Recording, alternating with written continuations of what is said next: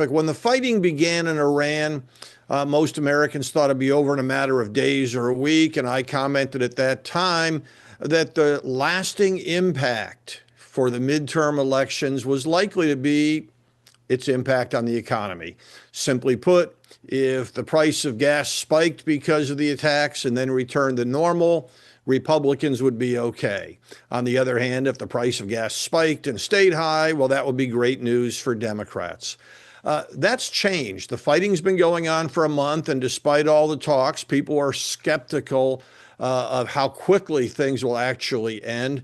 For the last month, when we ask people, and we do this in the form of an open-end question, what's the most important issue facing America? Well, Iran, the war, foreign policy are now consistently rivaling the economy as the top issue. This is really unusual. You know, when the Ukraine war started, there was a blip for 1 week, and then it pretty much disappeared. When we had the problems in Minneapolis back in January, big blip for a short time. But this has now been going on for a full month, actually about a month and a half. The numbers aren't changing. So for the Republicans to have a chance at a successful midterm, it's no longer just getting the price of gas back down. There needs to be a successful conclusion to the fighting in Iran. Success, not quite sure how you define it, not quite sure what it looks like, but the president will have to be able to say, here's what we went to war for, and here's what we achieved. Again, to give you a sense, this is really unusual. I've been polling since the late 80s. The only elections that I can remember where the economy wasn't the top issue were 2002 and 2004. In 2002, it was right after 9/11, and the Republicans were able to retake control of the Senate. That was an unusual midterm result. In 2004, the big issue, the top issue, was the war on terror. And we saw, as people felt better about how we were doing in the war on terror, President Bush's numbers went up. In fact, on election day, 51% of voters in 2004 thought we were winning the war on terror, and 51% voted for President Bush. But those are the exceptions. So right now, the biggest factor for the Republicans, there needs to be a positive resolution to the war in Iran for the Republicans to have a chance in the midterms. Oh, and by the way, then the price of gas needs to fall quickly because the economy still matters a lot. Currently, 27% of voters tell us that their finances are getting better. 37% say worse. That's not a great place to be if you're the incumbent party. It's not quite as pessimistic as things were a couple of weeks ago. But really, the price of gas after the fighting ends will be a big factor in the election.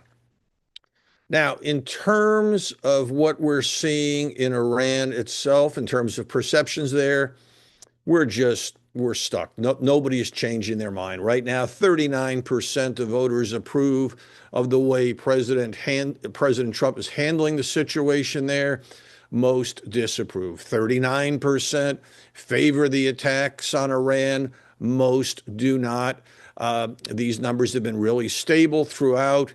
The number who are opposed, strongly opposed, are double the number who are strongly supportive.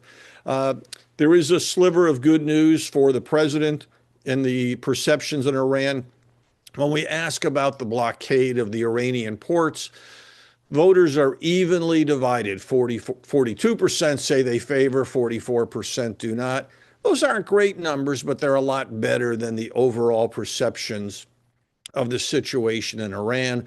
And it won't surprise you to know that there's a big partisan divide.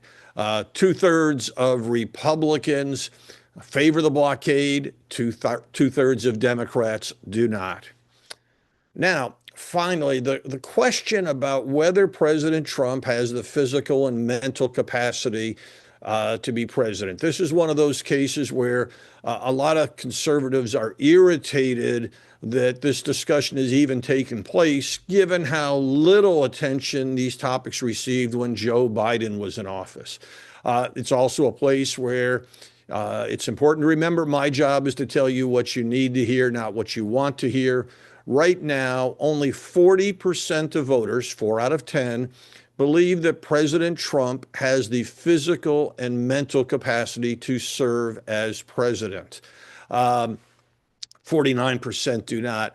If you want a comparison point, that's a little better than the 29% who said that Joe Biden had the capacity to serve as president. But those numbers for Joe Biden came after that disastrous presidential debate with then candidate Donald Trump. Another question that's come up recently, Democrats are pushing this idea that, oh, we should remove the president by the 25th Amendment. First of all, it's not going to happen. But again, a lot of people on the right are just furious that Democrats are bringing this up after they spent years insisting that Joe Biden was fine. Turns out, though, 49% of Americans now say that we should use the 25th Amendment to remove President Trump. That's pretty much the same as the 47% who held that view about Joe Biden after the presidential debate. Now, part of this, comes from the fact that we no longer are thinking about a system. People are no longer willing to say, well, I kind of disagree with him. I hate everything he's doing, but he's the legitimately elected president. No, we live in an era of instant gratification. And so if you oppose the president, you want to find him removed immediately. There is, however, one data point that might be concerning for the president in particular. Among his base voters, those voters who say they prefer Trump-like policies over traditional Republicans or anything else, 22% of his base is now saying he should be removed by the 25th Amendment. Part of that is there has always been a core of people who liked his policies but didn't like the president. Part of it may be due to the fact that most of the base voters now believe J.D. Vance has views that are closer to everyday Americans than President Trump. So we're in an interesting dynamic. Again, nothing's going to happen with this. The 25th Amendment is not going to be deployed, but it's really important to recognize that at this moment in time, the president has very little depth of support. Perhaps that will change if there is a successful conclusion to the situation in Iran.